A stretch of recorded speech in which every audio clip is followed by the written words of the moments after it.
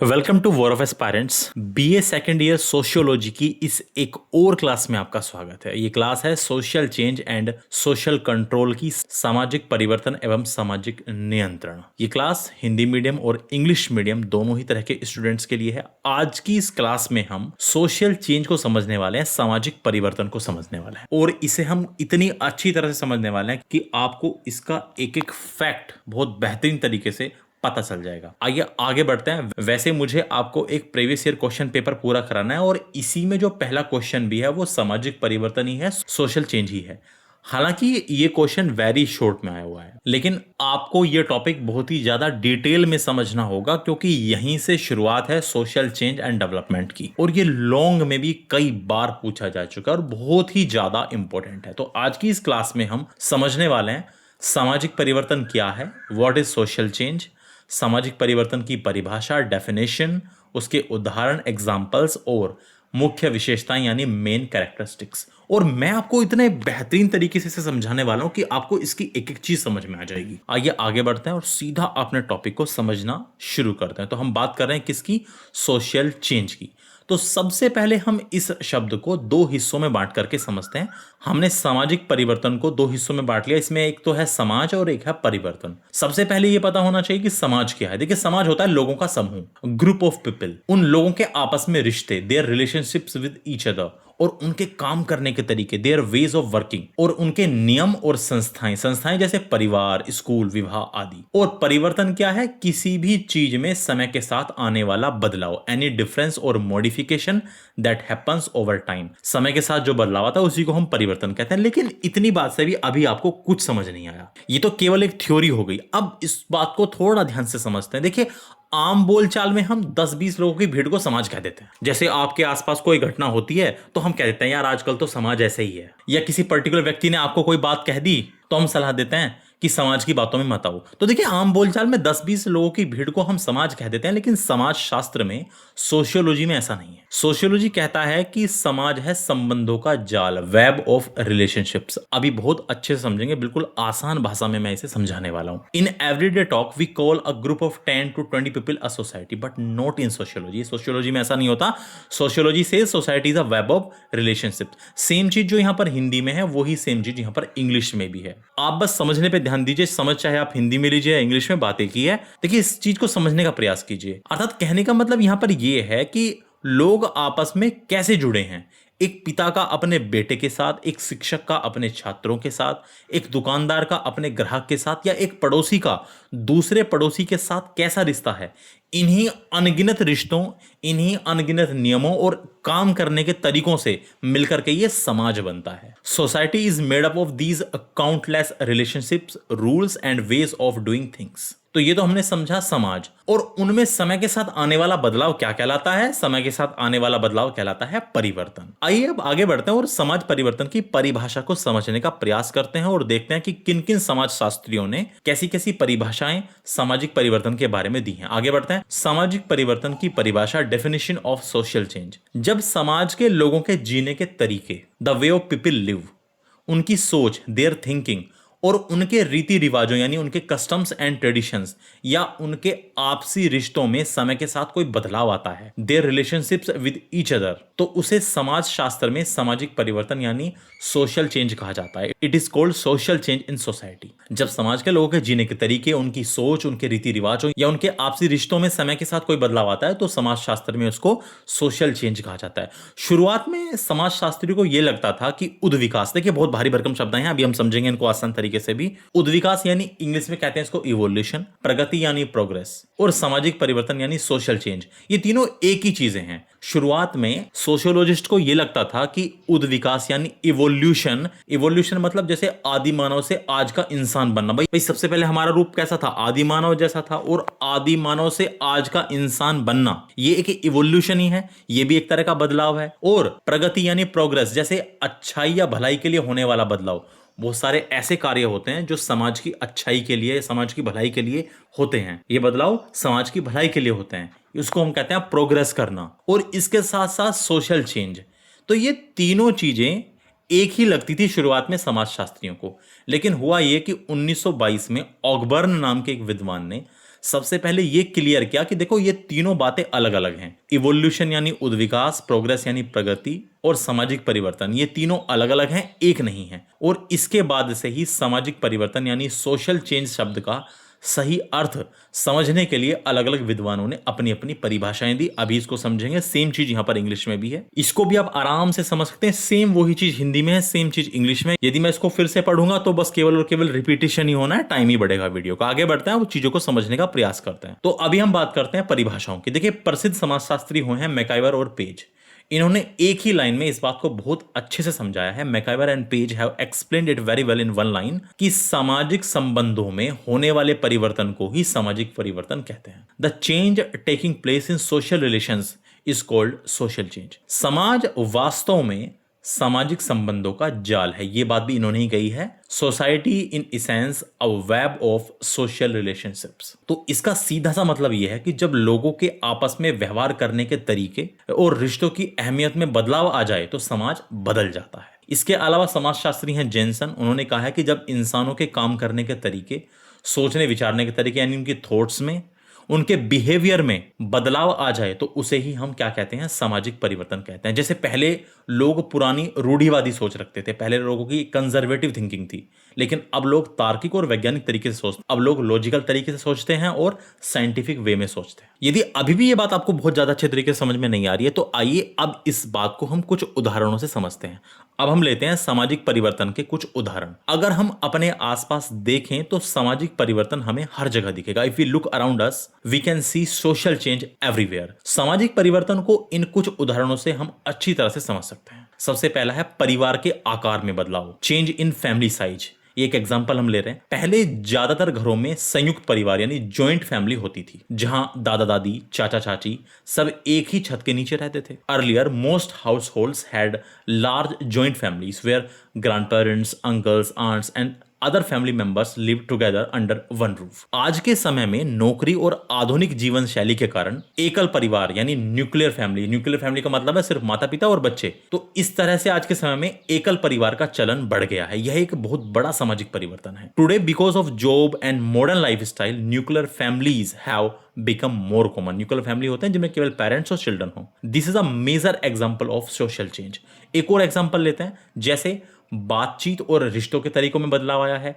Change in communication and relationship. पहले लोग एक दूसरे का हाल जानने के लिए चिट्ठियां लिखा करते थे जो हफ्तों में पहुंचती थी। लोग त्योहारों पर ही रिश्तेदारों से मिल पाते थे या छुट्टियों में ही अपने रिश्तेदारों के यहां जा पाते थे। अब आज के समय में स्मार्टफोन और इंटरनेट आ गया है और इसके कारण लोग सोशल मीडिया, वीडियो कॉल से हर समय जुड़े रहते हैं आपस में। कहने का मतलब यह हुआ कि तकनीकी ने हमारे सामाजिक रिश्ते के तरीके को पूरी तरह बदल दिया। Technology has completely changed the way social relationships are maintained. एक और एग्जांपल हम ले सकते हैं, महिलाओं की स्थिति में बदलाव, change in the status of women.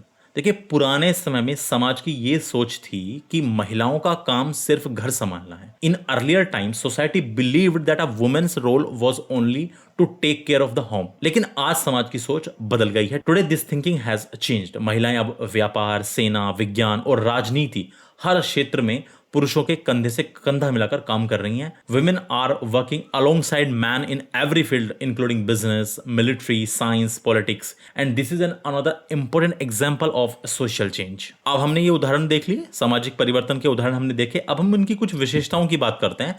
सामाजिक परिवर्तन की कुछ मुख्य विशेषताएं, और इनमें भी हम उदाहरणों से समझेंगे। Main characteristics of social change. सामाजिक परिवर्तन की जो प्रमुख विशेषताएं वो इस प्रकार हैं। ये हर जगह होता है। आप चाहें तो इन शब्दों को बदल करके लिख सकते हैं।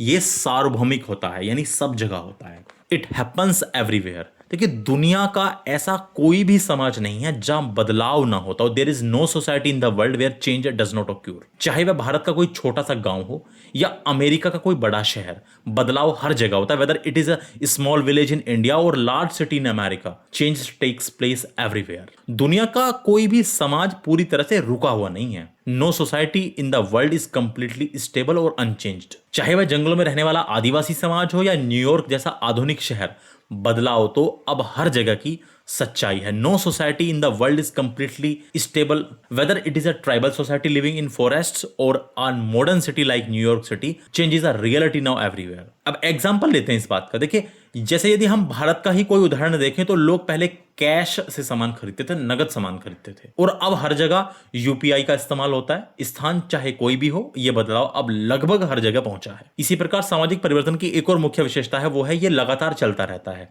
It is a continuous process, ये एक सतत प्रक्रिया है। इसकी जगह आप ये भी लिख सकते हैं कि यह एक सतत प्रक्रिया है। सामाजिक परिवर्तन एक सतत प्रक्रिया है। समाज कभी एक जगह रुकता नहीं है, यह नदी के पानी की तरह है जो हमेशा बहता रहता है और धीरे धीरे बदलता रहता है। It is like the water of a river which keeps flowing and changing slowly over time. समाज की तुलना एक बहती हुई नदी से की जा सकती है, तालाब के रुके हुए पानी से नहीं। हम समाज की तुलना करेंगे एक फ्लोइंग रिवर से, not the still water of a pond. परिवर्तन कोई ऐसी चीज नहीं है जो एक बार हो गई और फिर रुक गई।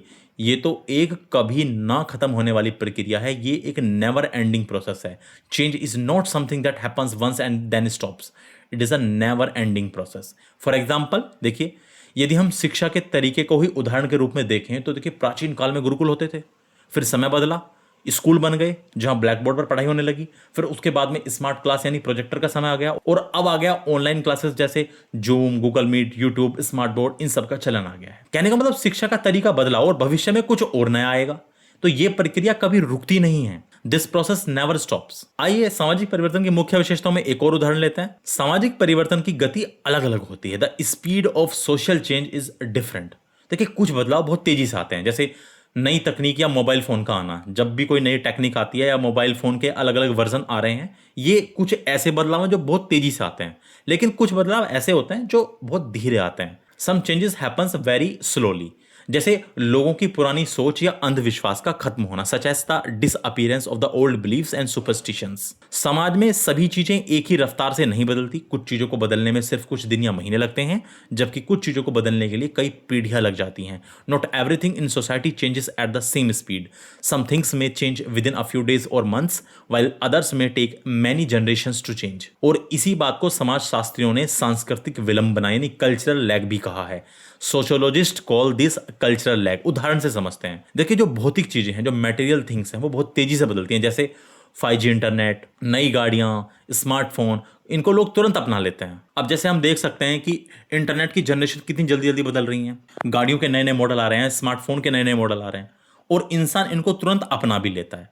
लेकिन कुछ होती हैं अभौतिक चीजें यानी नॉन मटेरियल थिंग्स, जैसे हमारी सोच यानी हमारे आइडियाज, हमारे रीति रिवाज यानी कस्टम्स, और परंपराएं यानी ट्रेडिशंस, ये बहुत धीरे धीरे बदलती हैं। This change much more slowly. समाज में जाति प्रथा का भेदभाव या दहेज जैसी पुरानी सोच को जड़ से खत्म करने के लिए आज भी समय लग रहा है। Even today it takes time to completely remove old social attitude such as caste based discrimination और dowry system from the society. इसके अलावा सामाजिक परिवर्तन की एक और मुख्य विशेषता है, यह एक जटिल प्रक्रिया है। It is a complex process.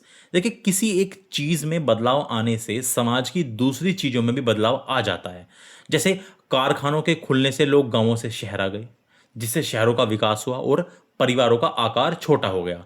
समाज एक मशीन की तरह है जिसके सभी पुर्जे एक दूसरे से जुड़े हुए हैं। यदि समाज के किसी एक हिस्से में बदलाव होगा तो उसका असर दूसरे हिस्सों पर भी अपने आप पड़ेगा। इसे मापना या इसकी भविष्यवाणी करना आसान नहीं होता। When a change occurs in one part of society, it also brings change in the other part of society. For example, when factories were established, people moved from villages to cities. This led to the growth of cities and also resulted in smaller family sites. Society is like a machine whose different parts are connected to each other. If a change takes place in one part of society, it automatically affects other parts as well. Because of this interconnected nature, social change is a complex process. It is not easy to measure or predict its effects accurately. आइए इस बात को एक example से समझते हैं कि सामाजिक परिवर्तन आखिरकार कैसे एक जटिल प्रक्रिया है। देखिए, महिलाओं का नौकरी करना इसका सबसे अच्छा उदाहरण है। जब महिलाओं ने घर से बाहर निकलकर नौकरी करना शुरू किया तो ये एक बदलाव था। When women started working outside the home, it was a social change. और इसने कई और भी बदलावों को जन्म दिया। देखिए, बदलाव केवल क्या हुआ कि महिलाओं ने घर से बाहर निकलकर नौकरी करनी शुरू की, लेकिन अब इस वजह से और क्या क्या बदलाव हो गए। अब इस वजह से बदलाव ये हो गए कि लड़कियों की शादी की उम्र बढ़ गई, वो इंडिपेंडेंट हो गई और उन्होंने अपनी मर्जी से विवाह करना चुना। और अब उस वजह से लड़कियों की कम उम्र में शादी नहीं होती जैसे पहले हो जाती थी, और लड़कियों की शादी की उम्र बढ़ गई। इसके अलावा परिवार छोटे होने लगे, फैमिलीज बिकम स्मॉलर। जैसे जैसे साक्षरता बढ़ी, महिलाएं भी नौकरी करने लगी, तो परिवार का आकार अपने आप ही छोटा होने लगा। अब लोगों का उद्देश्य ज्यादा संतान पैदा करना नहीं रह गया। इसके अलावा घर के कामों में पुरुषों ने भी मदद करना शुरू किया। Man also started helping with house hold work. समाज में महिलाओं का सम्मान और निर्णय लेने की क्षमता भी बढ़ी। Women's respect, status and decision making power in society increased. तो सिर्फ एक नौकरी ने पूरे परिवार और समाज के ढांचे को बदल कर रख दिया। A single change, women taking up jobs, brought changes in many aspects of family and society. तो इसीलिए हमने कहा कि ये एक बहुत ही जटिल यानी कॉम्प्लेक्स प्रक्रिया भी है, जहां समाज में एक चीज का बदलाव आने के साथ साथ दूसरी चीजों में भी बदलाव आ जाता है। तो कुल मिलाकर के हमने ये समझा कि जब हमारे कपड़े पहनने का ढंग, हमारे सोचने का नजरिया, हमारे बात करने का तरीका और हमारे काम करने की तकनीक पुरानी पीढ़ी से अलग हो जाती है, वो बदल जाती है, तो उसी पूरी प्रक्रिया को हम कहते हैं सामाजिक परिवर्तन। Overall the main idea is that when our way of dressing, our way of thinking, our way of communicating, and the technology we use for work become different from those of the previous generation, this entire process is called social change। ये पूरा का पूरा process ही क्या कहलाता है? Social change कहलाता है। तो हमने सोशल चेंज को बहुत अच्छी तरह से समझा। अभी हमें सामाजिक परिवर्तन के प्रकार भी समझने हैं, यहां से भी अच्छे खासे प्रश्न आते हैं और वो भी मैं आपको इससे अगले वाले पार्ट में समझा के चलूंगा। मैं उम्मीद कर रहा हूं कि आपको ये बात अच्छी तरह समझ में आई। वीडियो छोटी ही है, हम छोटी छोटी ही क्लासेस करेंगे, लेकिन अच्छे अच्छे इंपॉर्टेंट टॉपिक को समझेंगे बहुत आसान तरीके से और उदाहरणों के माध्यम से समझेंगे। थैंक यू सो मच ये क्लास देखने के लिए। जल्दी मिलेंगे अगली क्लास में।